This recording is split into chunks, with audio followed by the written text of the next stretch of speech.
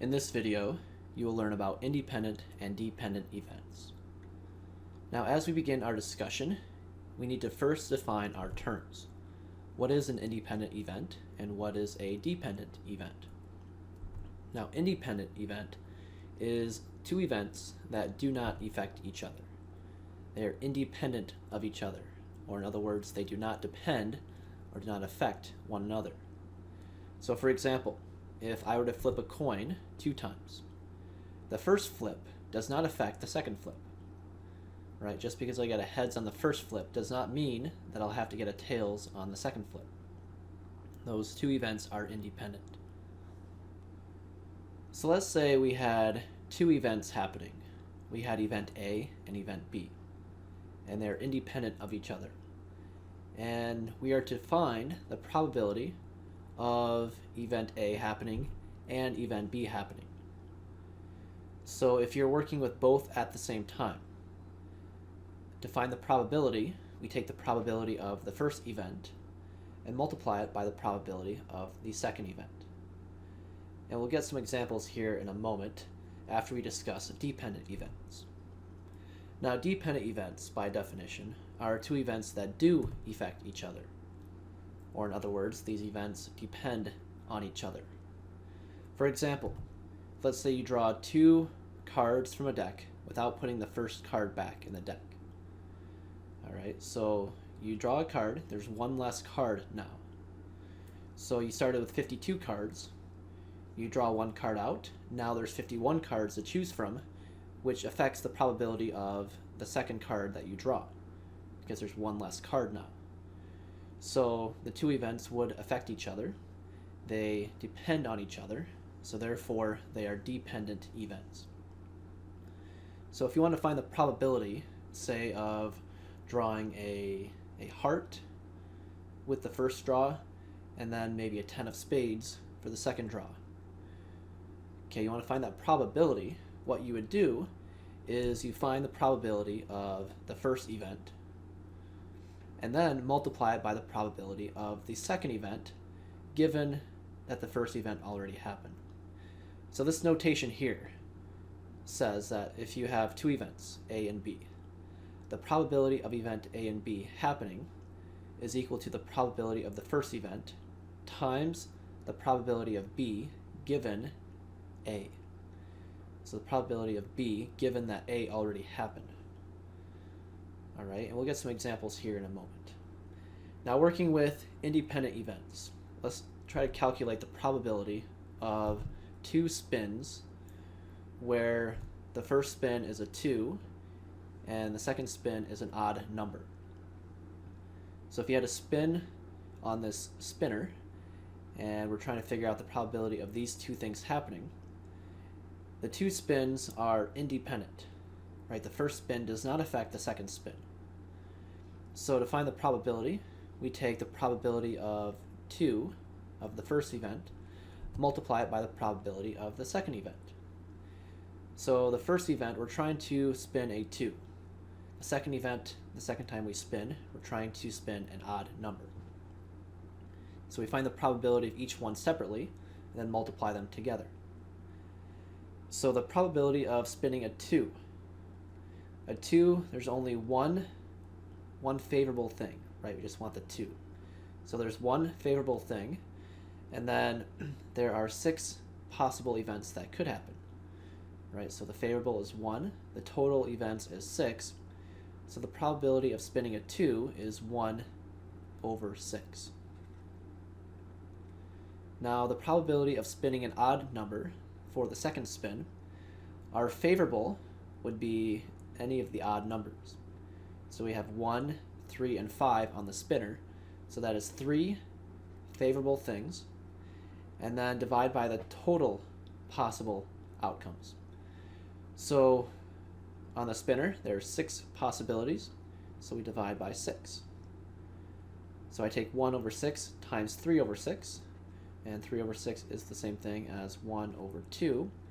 So I multiply 1/6 times 1 over 2, I'm going to get 1 over 12. So when I roll, or when I spin the spinner 2 times, and I'm trying to calculate the probability of spinning a 2 the first time, and then an odd number on the second time, that probability is a 1 in 12 chance. Now let's look at another example. Here, we are trying to find the probability of 2 spins where the first spin lands on a number greater than 4, and the second spin lands on a number less than 5.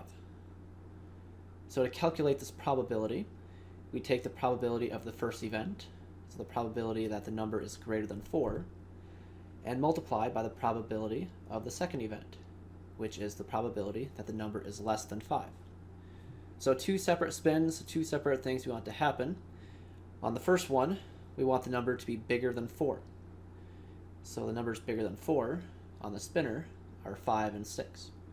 So that is 2 things that I want to happen, 2 events that I want to happen. And the total number of possible outcomes are 6, because there are 6 numbers on the spinner. So the probability of spinning a number bigger than 4 is a 2 over 6 chance. And then the probability that the number is less than 5, we would have the numbers 4, 3, 2, and 1 that we want. So there are 4 numbers that I want to happen. There are 6 things that could happen. So I have 4 over 6 as the probability of the number being less than 5. So the probability of getting both of these to happen is found by multiplying these together. When I multiply, I get 2 times 4, which is 8, and then 6 times 6 is 36.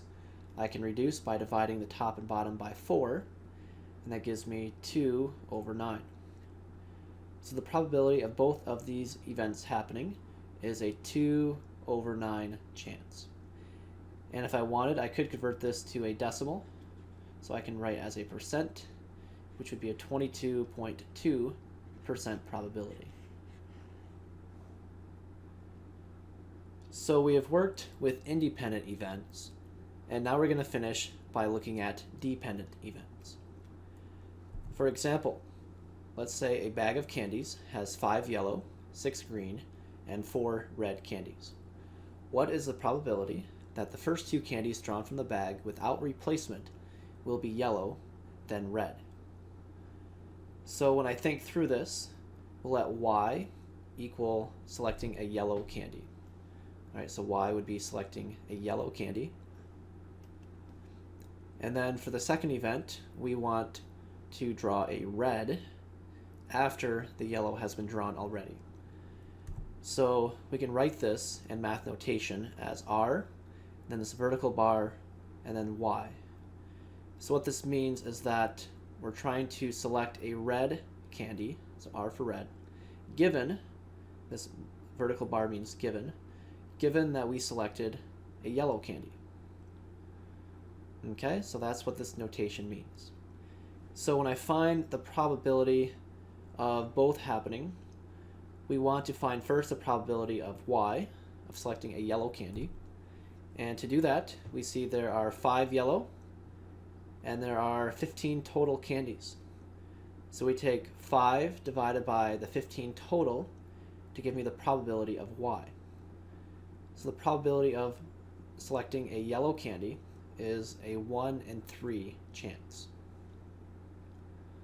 Alright, now at this point, we need to find the probability of drawing a red after y has been selected. So probability of r, given that yellow has been selected. Alright, so if yellow has been selected, how many total possibilities do we have? Well, if we selected 1 yellow, now we have 4 yellow, right? So we have 4 yellow, 6 green, and 4 red, which gives me 14 total outcomes. And the favorable is what I want to happen. So I want to draw a red, and there's 4 of those. So I do 4 over 14. All right, and that can reduce. That would give me 2 over 7. So the probability of both of these happening, the probability of y and r, of drawing a yellow and then a red, is found by taking the probability of drawing a yellow, times the probability of drawing a red given that we've drawn a yellow already. So basically I just multiply these numbers together. 1 over 3 times 2 over 7. So 1 over 3 times 2 over 7 would give me 2 over 21.